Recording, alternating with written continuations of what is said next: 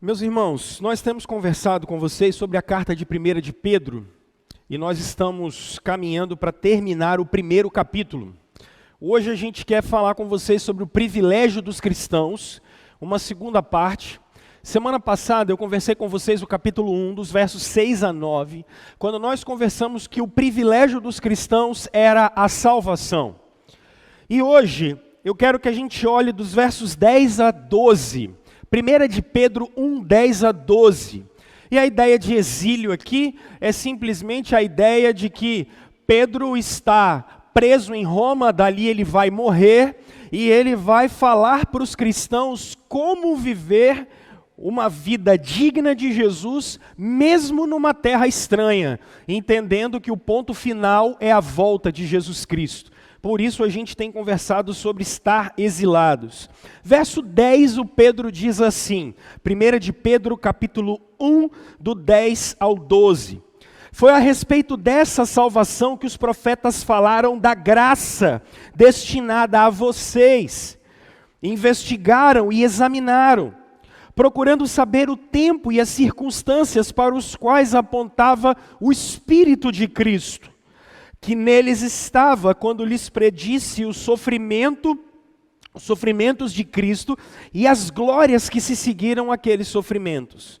A eles foi revelado que estavam ministrando não para si próprios, mas para vocês, quando falaram das coisas que agora lhes foram anunciadas por meio daqueles que lhes pregaram o Evangelho pelo Espírito Santo, enviado dos céus, coisa que até os anjos anseiam observar.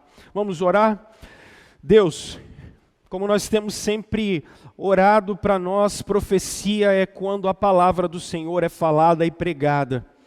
Que a tua boca fale para nós, que o Senhor mesmo comunique aos nossos corações as verdades do reino, as verdades eternas, as verdades sobre Jesus e que o nosso coração esteja ajustado ao Senhor. Abençoa a gente aqui hoje, em nome de Cristo Jesus. Amém. Bom, pessoal, percebam que o Pedro, no verso 10, ele está continuando o que ele falou nos versos 6, 7 e 8. Ele falou nos versos 6, 7 e 8. Primeiro, no 1 e 2, ele fala, vocês, a igreja, são os eleitos. Nos versos 3, 4 e 5, Pedro fala, a igreja é a igreja dos regenerados. Para que você seja salvo, você precisa nascer de novo. Salvação é algo que vem a partir de um novo nascimento. E dos versos 6, 7, 8 e 9, o Pedro fala que quem é eleito e regenerado é salvo. E ele fala as características dessa salvação. Só que os versos 10, 11 e 12, o Pedro vai continuar falando de salvação. E é importante que vocês compreendam, porque Pedro está lançando uma base. Observem que no verso 13, Pedro vai começar a falar agora aí, que é para a gente manter uma mente sã. Isso nós vamos conversar a partir da semana que vem. Pedro está lançando uma base teórica e dizendo, a partir daqui a gente conversa com vocês sobre os desdobramentos na vida. Por isso, o privilégio que eu quero conversar com vocês hoje é o privilégio de continuar e de ser salvo. E aí, a ilustração que me veio à mente é quando eu era pequeno e nasci e cresci aqui em Campo Grande. A minha vida inteira foi aqui. E a minha casa, na frente dela, havia um portão quando eu era criança. E na frente da minha casa havia um portão feito com lanças, uma do ladinho da outra. E aí isso era muito comum, né? Ou lanças grandes ou lanças pequenininhas. E lá de casa fazia um formato assim. Ele era meio ondulado, e aí elas tinham uma divisãozinha assim, né? E eu, como uma boa criança de 5, 6 anos, sei lá, o grande desafio da minha vida era passar por a frente daquele portão e pensar, como será que é passar no meio dessas lanças? Como é passar pelo meio de uma grade? E aí eu ficava todos os dias, por algum tempo, pensando, como eu vou passar aqui pelo meio? Como vai ser?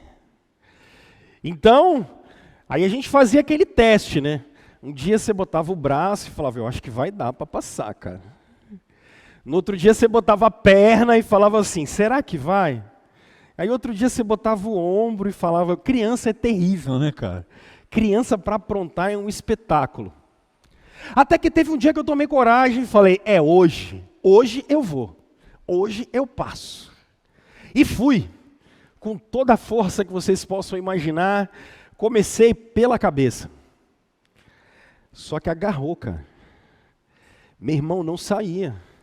A cabeça agarrou no meio do portão e não sai. Mas não saía, mas de jeito nenhum. Não adianta. E eu tentava ir de um lado e de outro, e agora? O que faz? Ficou um menino de uns 5, 6 anos com as pernas balançando e a cabeça agarrada na grade do portão. E não sai. Não adianta. E aí começa a juntar os meninos da rua. E começa a juntar a turma toda. E aí vem um, vem outro, e o que vai fazer? Eis que surge um senhor, já falecido. E aquele dia ele me salvou. Aquele dia ele me salvou. Porque ele veio e abriu aquele negócio, deu aquele leve que fala, né? Ele deu aquele leve no portão e eu consegui tirar a cabeça. E aí a gente só ouve aquele, não faz mais isso não, né? Mas é até a próxima peripécia que criança faz. Mas as notícias que se seguiram nos próximos dias era como é que eu tinha sido salvo naquele negócio. E as nossas conversas, porque a gente cresceu com 200 meninos na rua, as conversas eram como é que alguém tinha me livrado daquela situação tão difícil que eu tinha me colocado. E até hoje, quando a gente se junta para bater papo, está todo mundo com 30, 40 anos de idade, todo mundo casado com filho, a gente ainda hoje senta e se parar, a gente vai lembrar daquela história do dia em que literalmente eu fui salvo pelo seu Valdir que me salvou naquele dia. E é interessante falar isso, porque como a gente é salvo é algo muito interessante e é algo que a gente tem conversado bastante. Algo que não depende de nós, algo que não somos nós que fazemos, mas Deus que faz por nós. Mesmo a gente tendo se enterrado numa parada extremamente difícil, chamada pecado, Deus tem e Deus nos salvou. Mas é legal como Deus fez a gente conhecer essa história. Eu acho que isso que é legal. Ser cristão e ser salvo é um privilégio porque a gente sabe como é que isso chegou até a gente. E isso é muito importante. Percebam e olhem para a Bíblia de vocês, o verso 10, como é que o apóstolo Pedro diz.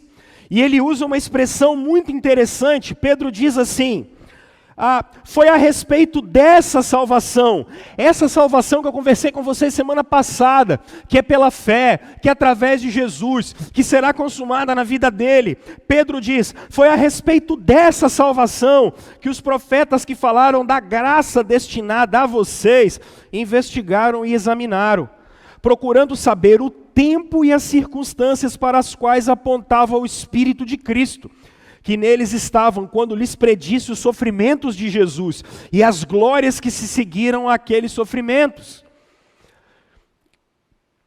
A expressão utilizada aqui para investigar é a mesma expressão em que um mineiro, não de Minas, mas um mineiro de uma mina, como é que um mineiro consegue encontrar ouro, diamante, minério?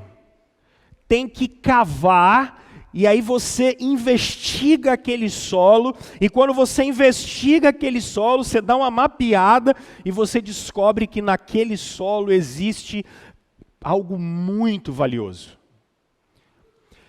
É mais ou menos quando você vai fazer na praia, você vai fazer buraco de areia. Quando você vai fazer buraco de areia na praia, você começa, se você vai lá perto da calçada, lá em cima, você tem que cavar pra caramba, aí você vai cavando, aí lá no fundo, você cava mais um pouco. Aí você encontra água, e aí é essa diversão. É essa que é a expressão aqui para investigar e examinar. Os profetas examinaram sobre a salvação. Mas o Pedro diz que eles examinaram o que o Espírito falava pela Escritura. Mas o Pedro diz que esses profetas estavam falando para aqueles cristãos lá. Gente que 100, 200, 300 anos, 600, 800 anos antes deles, falaram verdades da salvação que eles estavam vivendo e que nós estamos vivendo hoje. E aí o Pedro termina dizendo assim: gente, essa salvação é tão grandiosa que até os anjos ficam de cara com esse negócio. Eu quero falar com vocês sobre salvação hoje. Em primeiro lugar, que a salvação, ela foi preservada para nós. A mensagem da salvação foi preservada. Eu acho que isso aqui é bonito. Por que vocês, pessoal, como é que vocês conheceram Jesus? Por que vocês estão aqui numa comunidade de fé, numa comunidade de discípulos? O que vocês estão fazendo aqui? Essa igreja aqui tem 43 anos, por exemplo. Desde junho de 77 ela está aqui. Mas isso remonta a uma tradição enorme dos avivamentos americanos, mas antes disso, da reforma protestante. Mas antes disso, praticamente 15 séculos de história da igreja. Por que vocês tiveram acesso a isso? Por que a gente teve acesso e a gente estava fazendo um ritual de batismo aqui, como era feito na igreja primitiva? Como foi feito na história toda, como é que a gente teve acesso a isso? Isso é interessante. A salvação é um privilégio, porque a mensagem dela foi preservada. Isso aqui tem um preço ímpar, gente, ímpar. Percebam, no verso 10, o Pedro está dizendo assim: olha, foi a respeito dessa salvação que os profetas procuraram saber, procuraram, investigaram e descobriram o que é. Talvez você olhe um livro de capa preta, muitos de vocês estão com um aplicativo na mão, e aí você fala assim: poxa, Rômulo, como é que é isso? Me explica melhor. Gente, em primeiro lugar, a Bíblia como chegou até vocês, ela não chegou, às vezes, porque a gente fala da ideia de inspiração bíblica, e aí às vezes as pessoas acham que a inspiração bíblica é uma coisa meio espírita, né? Como é que um cara igual Moisés escreveu Gênesis, Êxodo, Levítico, enfim? Aí a gente acha que o cara fechava o olho e vinha a palavra de Deus para ele assim, né? Fala mais, Senhor, vai. Manda ver, Jesus. Oh, Deus de glória. Fala, Deus. Não, gente, tem nada a ver com isso. Por favor. Não é sobre isso. A mensagem da salvação não chegou a gente, para nós, dessa maneira. Eu fiz um apanhado de textos só para que vocês tenham uma ideia de uma maneira expressiva o que isso funciona. O Pedro está dizendo que os profetas analisaram a salvação e eles nos mostraram como ela era. Olha o livro de Daniel para vocês entenderem o trabalho de um profeta, como era árduo. Olha Daniel capítulo 9. Olha o trabalho de um profeta. Daniel está na Babilônia. E olha o trabalho de investigação de um profeta. Daniel lá no Antigo Testamento, tá? Está na Bíblia. Anota. Daniel 9, verso 1 e 2. Dario, filho de Xerxes, da linhagem dos Medos, foi constituído governante do reino babilônio. No primeiro ano do seu reinado, eu, Daniel, o profeta, compreendi pelas Escrituras, conforme a palavra do Senhor dada ao profeta Jeremias, que a desolação de Jerusalém iria durar 70 anos. Quando os judeus foram colocados no cativeiro, o que Daniel pensou? Quantos anos nós vamos ficar aqui? Quantos anos esse negócio vai durar? Cara, ele foi olhar as profecias. E quando ele viu as profecias, ele chegou no livro de Jeremias e o que ele descobriu? Gente, vai durar 70 anos.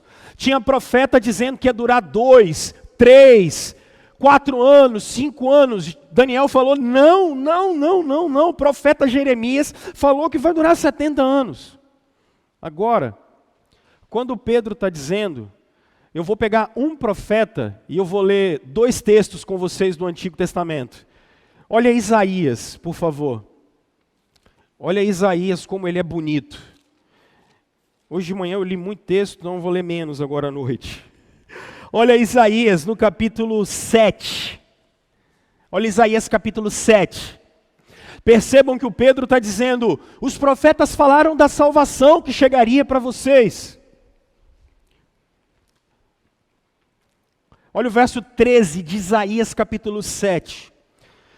Disse então Isaías, ouçam agora, descendentes de Davi, não basta abusarem da paciência dos homens, também vão abusar da paciência do meu Deus. Por isso, o Senhor mesmo lhes dará um sinal.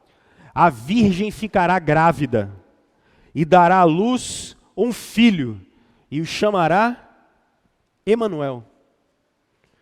Quem é esse Emanuel e quem é essa virgem? O Antigo Testamento é sobre Jesus. Dá uma olhada no capítulo 11, por favor, de Isaías. Só virar uma página.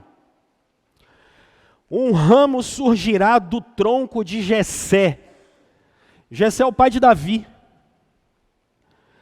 E das suas raízes brotará um renovo. Olha que coisa. Vai vir um descendente de Davi. E ele vai trazer um renovo para nós.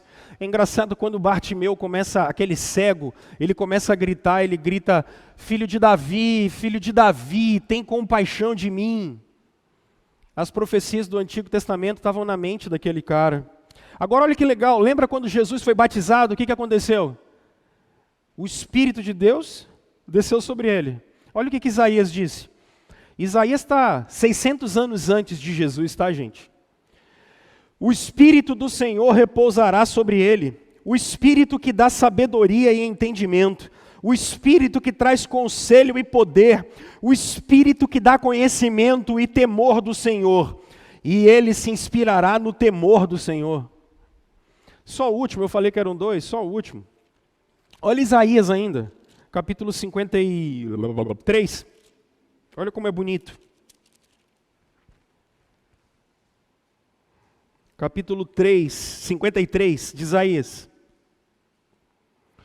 Porque o Pedro está dizendo que o Espírito falou pelos profetas dos sofrimentos de Jesus. Olha Isaías 53, 600 anos antes de Jesus. Verso 10. Contudo, foi da vontade do Senhor esmagá-lo e fazê-lo sofrer. E embora o Senhor tenha feito da vida dele uma oferta pela culpa, ele verá sua prole e prolongará seus dias, e a vontade do Senhor prosperará em sua mão. Depois do sofrimento de sua alma, ele verá a luz e ficará satisfeito pelo seu conhecimento. Meu servo justo justificará muitos e levará a iniquidade deles. Olha que coisa curiosa. O texto está falando do sofrimento de Jesus.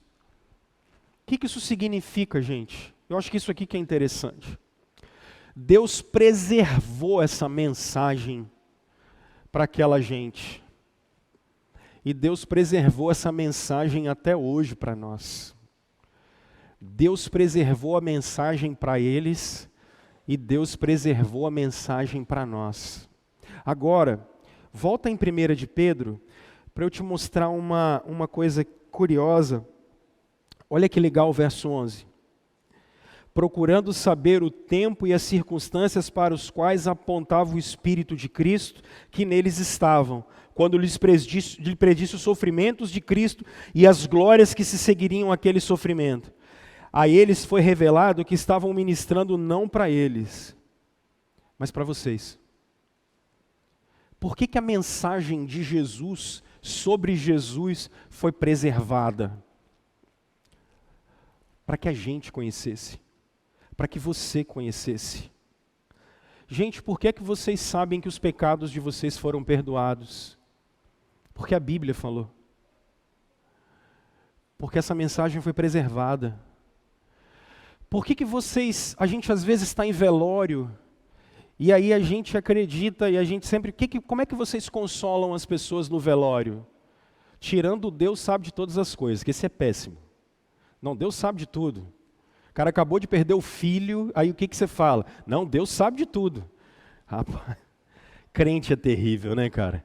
Você já viu, bicho pior que crente não tem.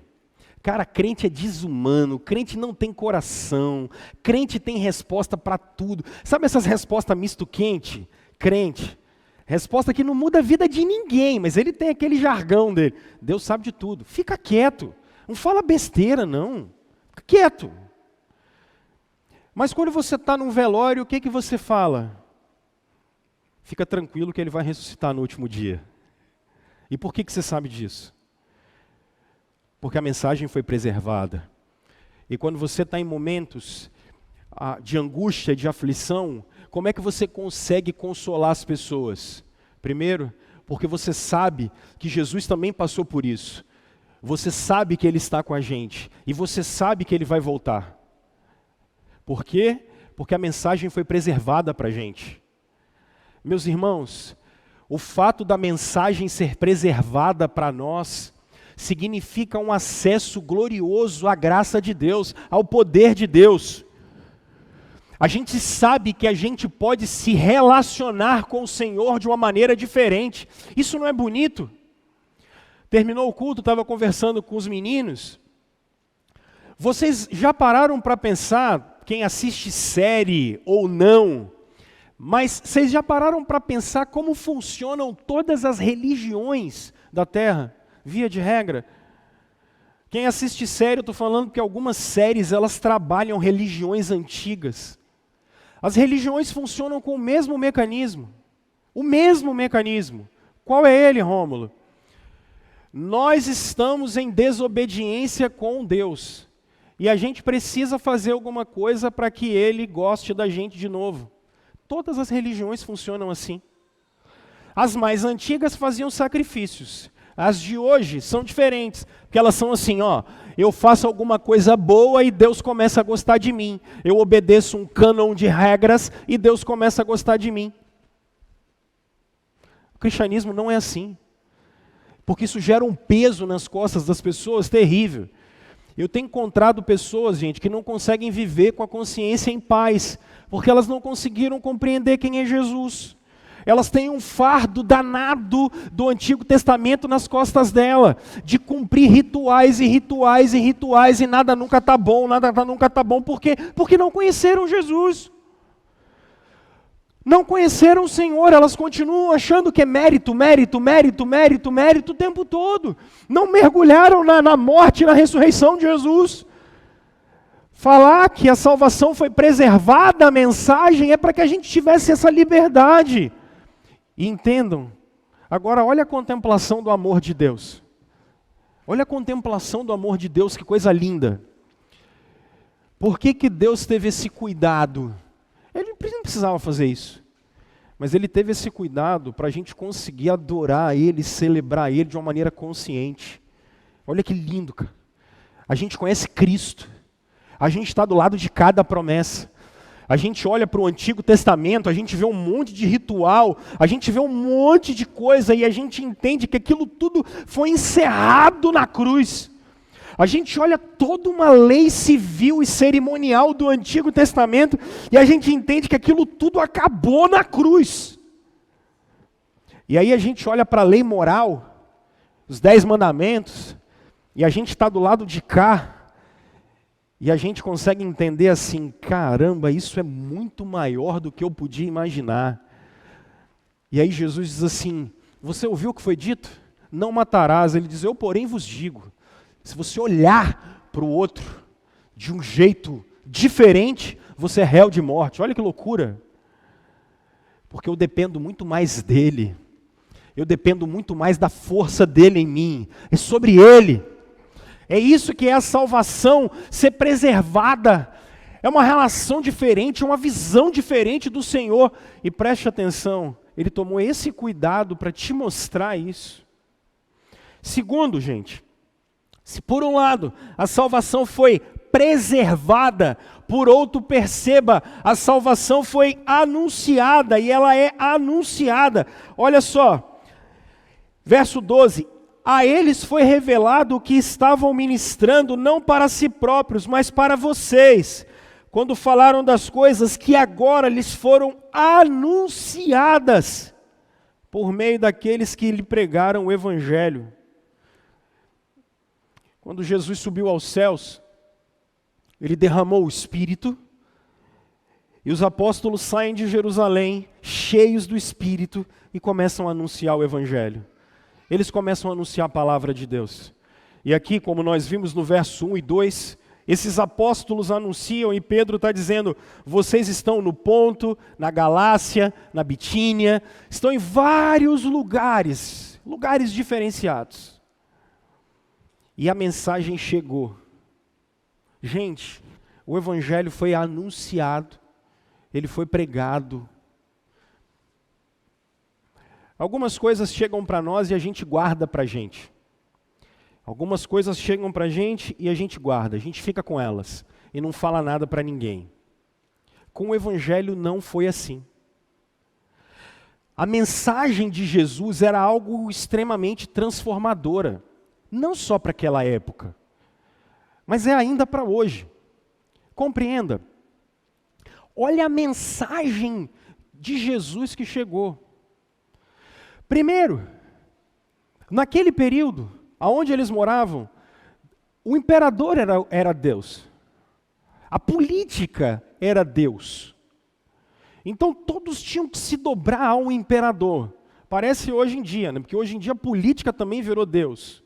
Mas isso é uma outra situação.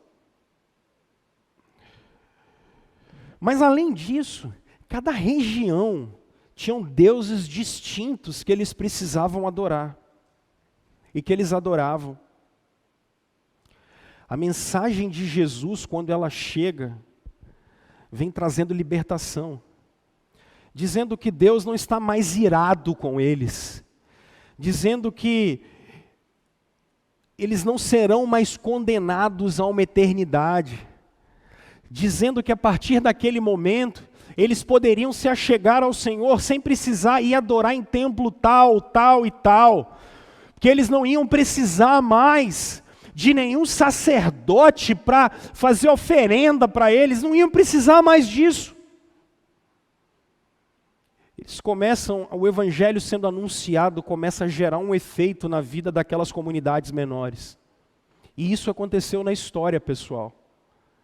O Evangelho foi chegando e pessoas ao longo da história estão sendo salvas. Pessoas estão conhecendo o Senhor. Agora vem um outro ponto aqui que eu acho que é incrível.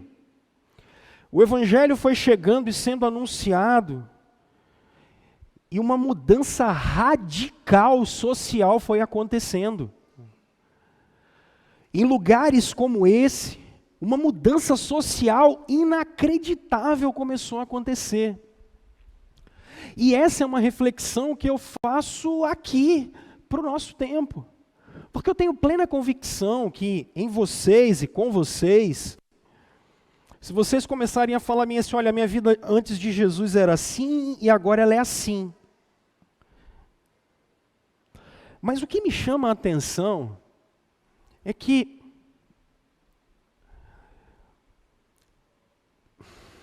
há algum tempo na minha vida, de 3 anos para cá, eu tomei a seguinte decisão.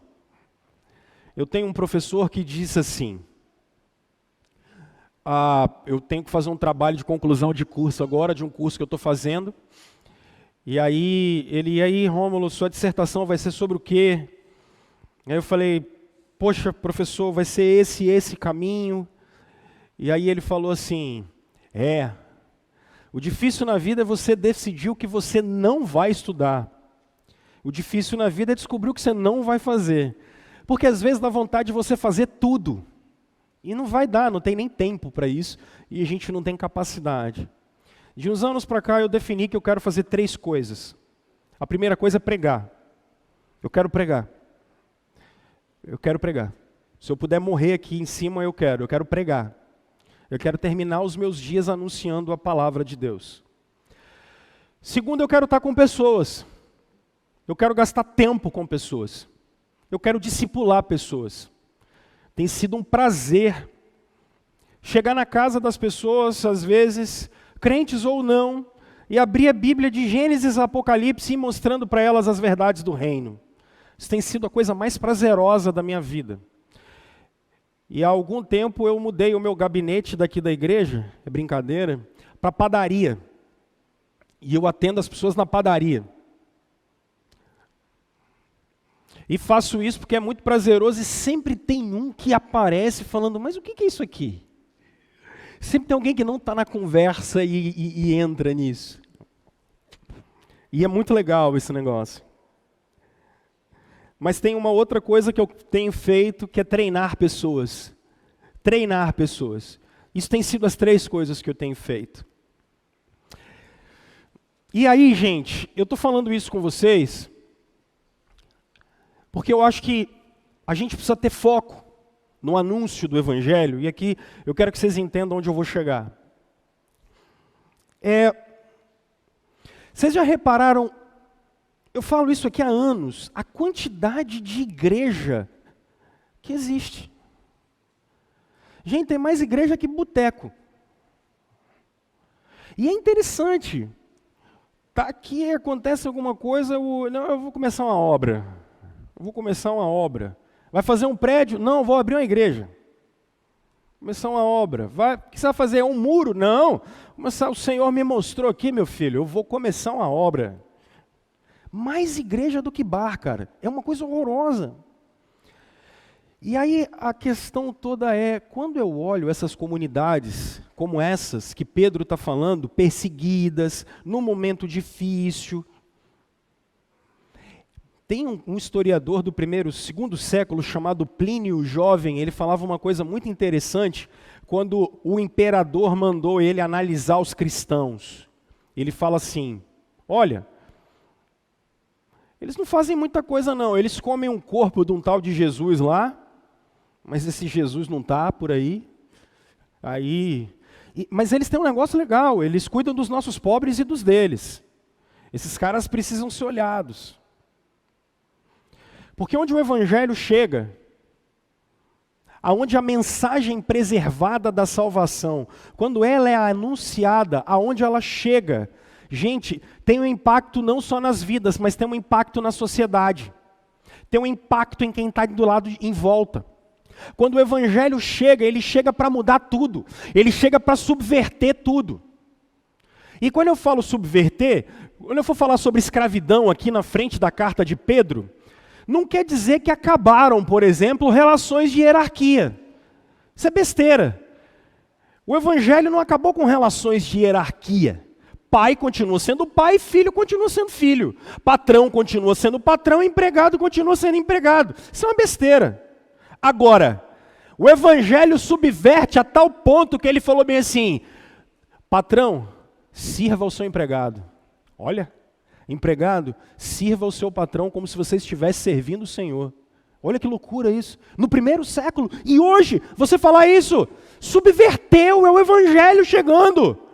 Porque assim o Senhor fez. Olha que loucura. Porque às vezes, e a gente está vivendo um período, quando eu for falar do capítulo 3 com vocês, vai ser muito legal, em que, é a emancipação das mulheres, vamos viver essa parada da sexualidade topzera das galáxias, é isso aí. Aí olha que interessante a relação do Evangelho. Porque a mulherada odeia a palavra submissão, mas também não tem a menor ideia do que é submissão. Porque difícil não é se submeter a marido, gente. Isso é facílimo. Difícil é o marido amar a mulher como Cristo amou a igreja. Você tem noção do que é isso? Se submeter a uma pessoa é facílimo. Agora, amar alguém como Jesus amou a igreja, rapaz, a gente entrou num buraco quente danado. Para o homem isso é terrível. E o dono da família eram os homens. Porque o que o Evangelho diz? Marido, abre mão dos seus direitos e sirva. Abre mão dos seus direitos e sirva. Porque foi isso que Jesus fez, serviu. Mulheres, abram mão dos seus direitos e sirvam. Façam o papel de mulheres, homens, façam o papel de homens. Aonde chegou, mudou. Não foi através de movimento nenhum. Foi a partir da consciência de quem é Jesus. Entende? Tem que ter uma mudança. Só que, cara, hoje em dia não tem mudança nenhuma.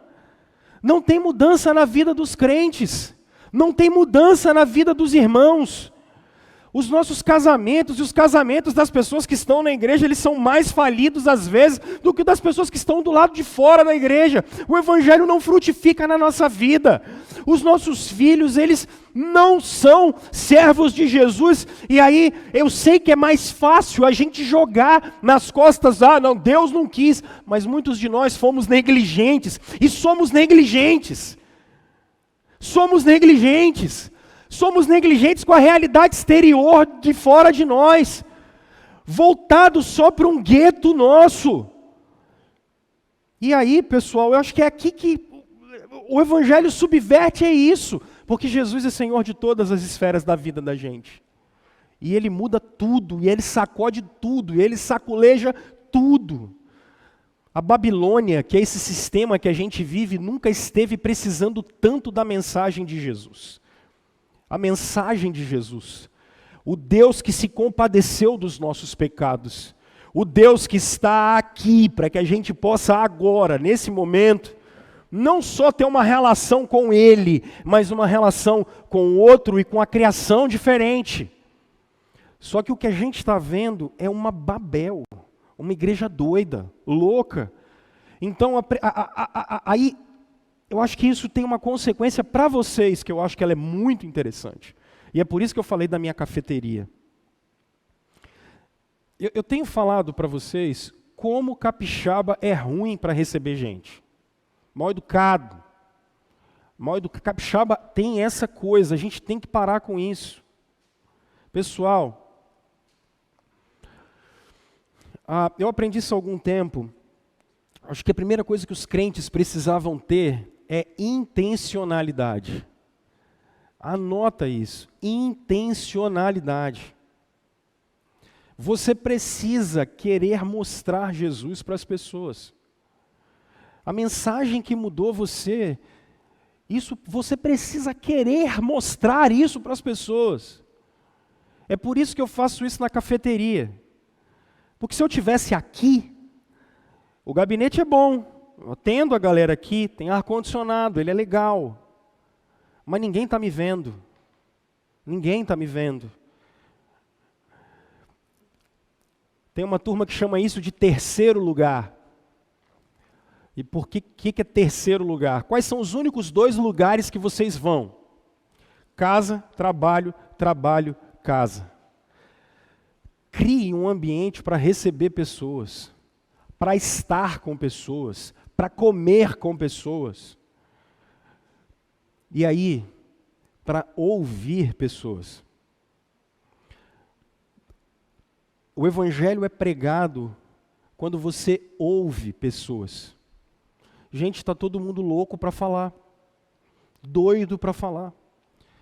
As pessoas querem ser ouvidas. Quem vai as ouvir, senão os crentes?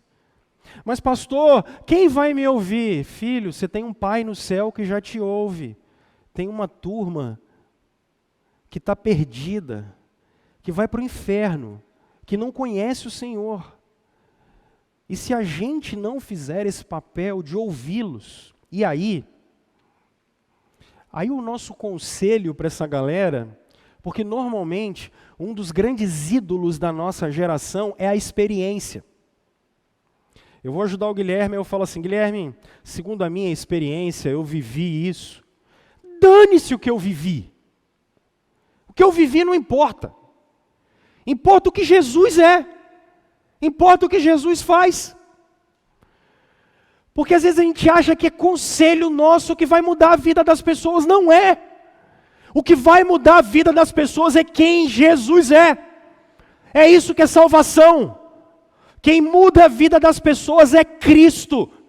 Então se eu estou vendo uma menina que come e vomita porque ela tem bulimia, além de ter um tratamento psiquiátrico, eu tenho que olhar para ela e falar assim, minha filha, eu sei que você está se vendo feia. Mas se você soubesse o que o carpinteiro de Nazaré fez por você, porque ele era mais feio do que você.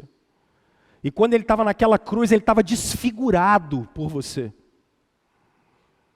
E é com ele que você tem que se encontrar.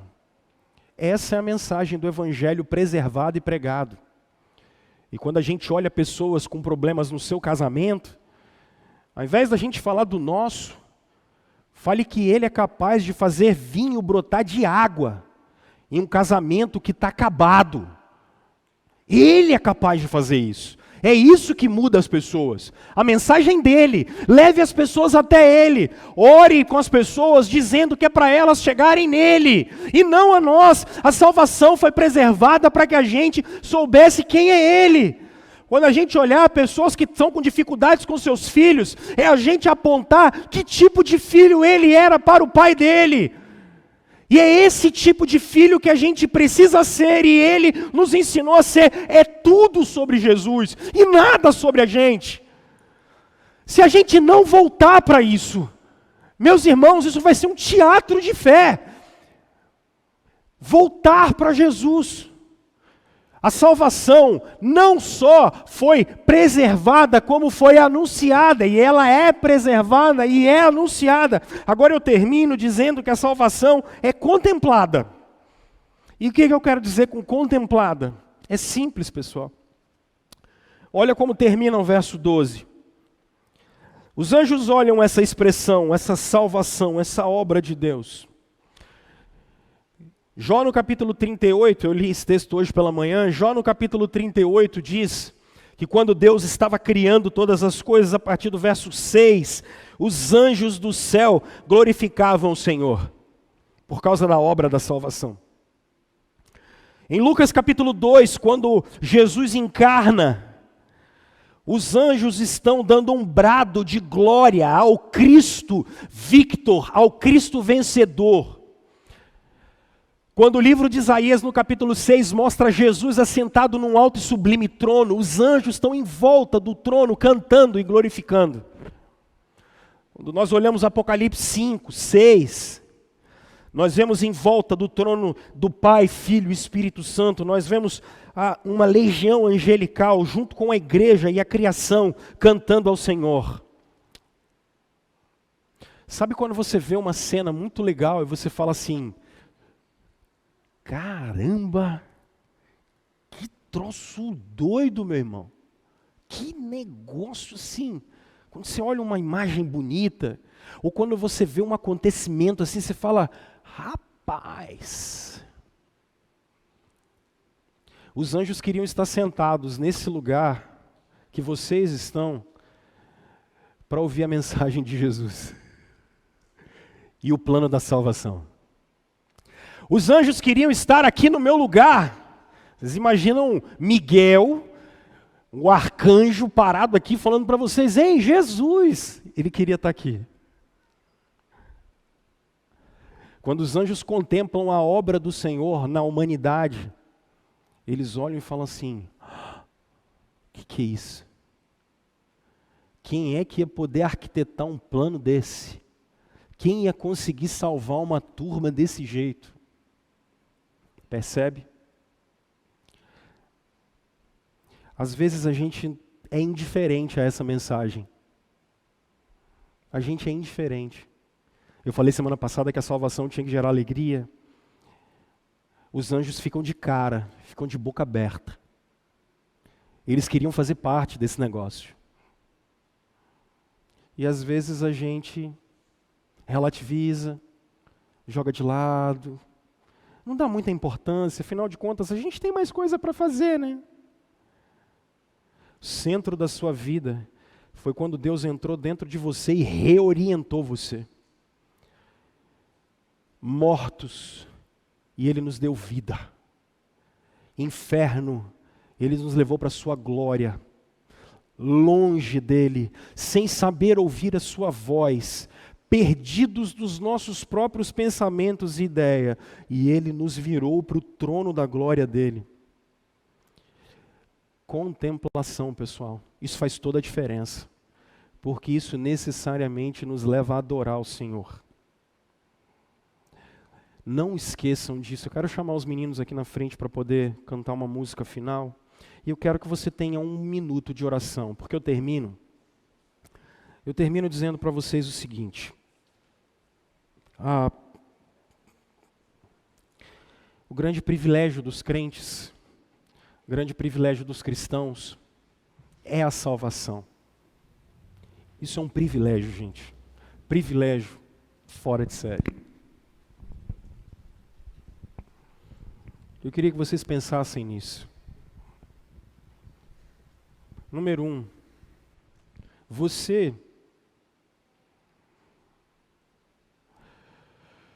tem certeza da sua salvação? Você tem certeza disso? Pastor, dá para ter certeza da salvação? Dá, cara. Dá. Tenho certeza da minha, por exemplo. Porque o Espírito testifica comigo que eu sou filho de Deus. Eu sei que eu sou filho amado. Mas você só pode saber por você, não dá para saber a salvação de ninguém, gente. A gente só consegue saber a nossa. E eu acho que a grande reflexão dessas 2 semanas precisa ser essa. Você tem certeza disso? Você tem certeza que você nasceu de novo? Que você foi adotado? Que você é filho amado do Senhor? Que a sua vida mudou? Por que Ele mudou? Porque Ele é suficiente. E Ele te mudou, Ele te transformou. Ele pegou o seu coração e Ele orientou seu coração para Ele de novo. A partir da semana que vem, a gente vai aplicar algumas coisas que estão baseadas nesses 3 pilares que eu conversei com vocês aqui. Eleição, regeneração e salvação. Pedro faz essa base. O que vai fazer vocês viverem e não só sobreviverem é entender quem vocês são em Jesus. Essa é a realidade da nossa experiência de vida. Quando a gente entende que a gente se encontrou com Ele. E aí a partir de agora, a vida muda de figura, ela muda de papel, ela é diferente. Se por acaso você chegou à conclusão de que você não tem certeza da sua salvação, eu queria que você me procurasse essa semana. Vamos conversar.